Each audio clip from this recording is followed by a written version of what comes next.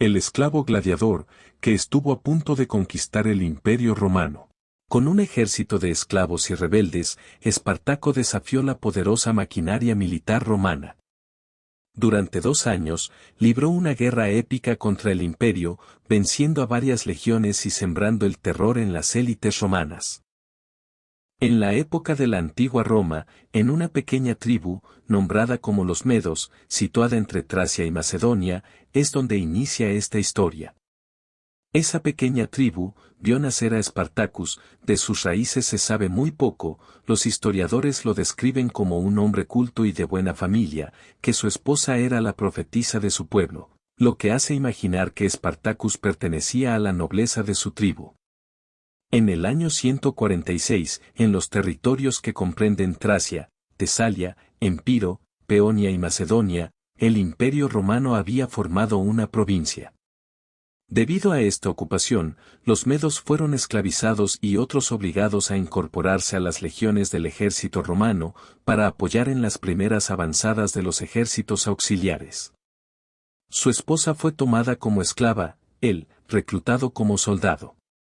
Pero desertó rápidamente de las filas del ejército, al ser recapturado fue vendido como esclavo a un mercader, el cual lo integró a la escuela de gladiadores del Lentulo Batiato. Por su destacada destreza y fortaleza física, fue entrenado para combatir a muerte en las arenas y pequeños coliseos.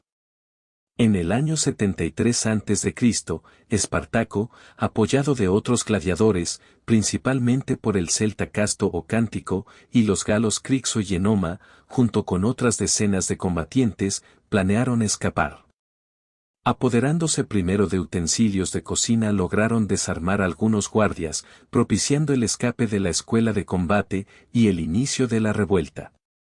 Cuentan historiadores que de los 2 centenares de presos que intentaron escapar, solo lograron su cometido, entre 50 y 70 gladiadores, entre ellos Espartacus y sus compañeros. Llevándose consigo armas y armaduras que había almacenadas en la misma escuela. Al principio, según cuentan en sus leyendas, Apiano y Floro, que se refugiaron en el monte Vesubio, y con ataques sorpresas empezaron a saquear pequeñas localidades cercanas. Al principio, subestimando su fuerza y destreza en el arte de la guerra, el Imperio Romano envió pequeñas brigadas para detenerlos o acabar con la pequeña insubordinación, las cuales fueron derrotadas, generando así que más esclavos, campesinos y hombres libres, que despreciaban el régimen romano se unieran, reforzando aún más la revuelta que había iniciado con unos cuantos gladiadores fugitivos. Cada vez que se realizaba algún robo o saqueo, Espartacus lo repartía equitativamente, esto unido con su don de liderar y planear ataques, generó que lo eligieran como su primero al mando. Hasta ese punto Roma los tomaba como un pequeño problema de orden civil, como un puñado de esclavos rebeldes, parecían no ser una amenaza real para la Gran Roma. Que las importantes y bien entrenadas legiones se encontraran librando su tercer guerra contra el rey del Ponto, Mitrídates, y combatiendo otras grandes revueltas en España, ayudó a que el pequeño grupo de revoltosos se convirtieran en un gran ejército. La primer batalla importante de la que se tiene registro, fue en el mencionado monte Vesubio, donde el gobierno romano envió al pretor, Cayo Claudio Glabaro, con 3.000 soldados, el cual planeó bloquear los caminos que comunicaban al monte, para que con la falta de víveres y comida los hiciera pedir la rendición. Pero Espartaco y sus hombres descendieron por el terreno escarpado del monte Vesubio, con el uso de sogas hechas de enredaderas, tomaron por sorpresa al ejército de Claudio Glabaro, adjudicándose así su primer victoria importante, fortaleciendo así mismo su armamento y confianza. Esta primer gran victoria pasaría a la historia con el nombre de la Batalla del Vesubio. Después de esta intrépida victoria, Espartacus y sus capitanes empezaron a entrenar a todos los nuevos reclutas, formando a su vez una caballería y una infantería, preparando todo para lo que ya se empezaba a vislumbrar, un ataque de las temidas legiones del Imperio Romano. Esta época de enfrentamientos de Roma con Espartacus fue nombrada por los historiadores como la Tercer Guerra Servil, ya que décadas antes de esta hubo otras 2 guerras similares en la isla de Sicilia. La primera encabezada por el esclavo autonombrado, profeta Eunou, apoyado por Cleón.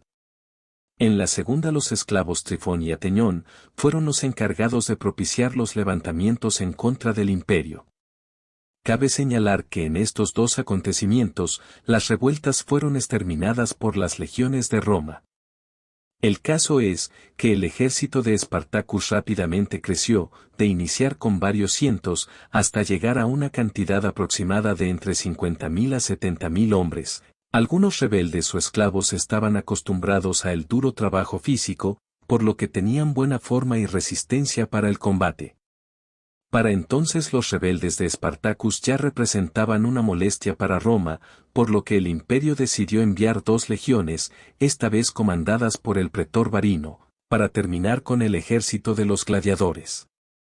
Esta nueva derrota generó que Roma tomara muy en serio a este ejército y decidiera aplicar toda la fuerza necesaria para terminar con los rebeldes.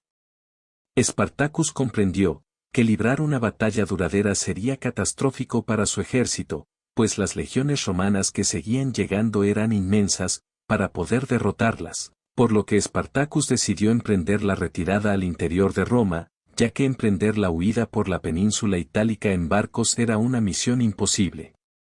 Eligiendo como ruta de escape los Alpes, y así lograr llegar a territorios que aún no habían sido conquistados por Roma, para poder vivir como hombres libres.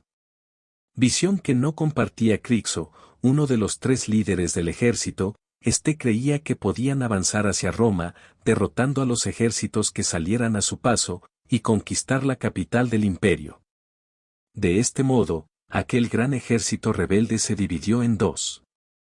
Crixo marchó con su idea hacia Roma, con un estimado de 30.000 hombres, que compartían su idea y no estaban dispuestos a abandonar su tierra natal, mientras que Espartacus se dirigió rumbo a los Alpes. Cerca del monte Gargano, el ejército de Crixo fue atacado por legiones romanas, las cuales eran comandadas por el propretor Arrio. Cuenta la historia que en su primer confrontación los romanos emprendieron la huida. Esto generó la confianza del ejército rebelde de Crixo, los cuales se embriagaron y festejaron como si hubieran logrado la victoria. Al contraatacar, Arrio sorprendió a la mayoría del ejército en estado de ebriedad, masacrando a la mayor parte de hombres que formaban el ejército, entre ellos al mismo general y gladiador Crixo. Por otro lado Espartacus, mientras más avanzaba hacia el norte, más se fortalecía. A su paso por aldeas y ciudades se incorporaban infinidad de voluntarios, por lo cual su ejército llegó a registrar alrededor de 120.000 soldados entre reclutas y voluntarios. Este ejército se enfrentó con 2 grandes legiones romanas, las cuales fueron comandadas por los cónsules Gelio y Léntulo, enfrentándose en los Apeninos, donde en ambas batallas Espartacus logró derrotar a esas 2 temidas legiones. Como celebración y en honor a Crixo, cuentan los historiadores que Espartacus improvisó un pequeño coliseo y obligó a varios cientos de legionarios a luchar a muerte como si fueran gladiadores. Tras esta derrota aplastante, Roma y en especial el cónsul Cayo Casio Longino, gobernador de la provincia de Galia, planeó sorprender a Espartacus en las cercanías de la ciudad de Módena. Era el último paso para llegar a los Alpes, batalla que también fue una victoria aplastante para Espartacus. Al llegar a este punto y estando al pie de los Alpes, se dice que Espartacus cambió de opinión y dio media vuelta, poniendo como meta principal derrocar al Imperio Romano. Quizás la moral y la voluntad de las tropas hicieron que Espartacus tomara esta decisión en vez de seguir el camino por las gélidas montañas de los Alpes. En el año 71 Espartacus junto con sus sublevados lograron llegar y acampar al pie de las murallas que fortificaban Roma, por lo cual el pretor Marco Licinio Craso, el hombre más rico de Roma en aquel momento, se puso a las órdenes del imperio, para cumplir con la misión de acabar con el ejército de Espartacus. Para este fin, Craso contaba con un ejército de más de 40.000 hombres bien adiestrados en el arte de la guerra, repartidos en 8 legiones, 6 comandadas por él mismo, que fueron las encargadas de atacar ofensivamente al ejército del gladiador, las otras 2 comandadas por Mumio, para atacar la retaguardia. Este último fue superado por las tropas rebeldes. Al contrario de las comandadas por Craso, que en todos sus enfrentamientos salió victorioso, obligando de esta forma a Espartacus y a su ejército ya muy debilitado, buscar refugio en el estrecho de Mesina. Según relata el historiador Plutarco, al verse superado y con muy pocos hombres, negoció con piratas cilicios para que lo transportaran a Sicilia, y con sus pocos hombres generar una revuelta y fortalecer su ejército, con más esclavos, pero fue traicionado por los piratas, los cuales se quedaron con el pago y los abandonaron a su suerte. Al enterarse el Senado que el general Pompeyo, que se encontraba en Italia con sus legiones, de regreso de combatir en España, recibió la orden de acabar con Espartacus y sus hombres que se encontraban en la península itálica. Craso, que no quería perder la gloria de haber sido el quien terminara con la rebelión de los gladiadores, ofreció una última oferta de rendición para Espartacus y sus hombres, prometiendo perdonar sus vidas, mas no su libertad, pero Espartacus no aceptó tales condiciones. Y fue cerca de la ciudad de Strongoli, donde el esclavo gladiador, que osó retar a Roma, tuviera su última batalla, conocida como la batalla del río Silario. De la batalla se desconocen los detalles, solo dice la leyenda, que murió en primera línea como todo un guerrero. Otros cuentan que intentando abrir paso para llegar a Craso, fue herido y luego masacrado. 6.000 prisioneros de la sublevación de Espartaco fueron crucificados a lo largo del camino de Roma a Capua. A pesar de que su cuerpo nunca fue hallado, todos los historiadores coinciden que murió en batalla. En lo que corresponde a Craso, Pompeyo le arrebató la gloria, pues en su camino a Roma se encontró con un pequeño ejército de algunos 5.000 hombres que huían a los Alpes, como fuera el primer plan de Espartacus, siendo estos masacrados brutalmente. Pompeyo se apresuró a escribir al Senado, explicando que aunque Craso había vencido a un ejército, él había aniquilado a los principales líderes gladiadores, por lo que en aquel momento, el pueblo romano le atribuyó la victoria y muerte de los principales fugitivos a él. Aún así, alrededor de 10.000 esclavos lograron escapar por los Alpes, en su gran mayoría mujeres y niños.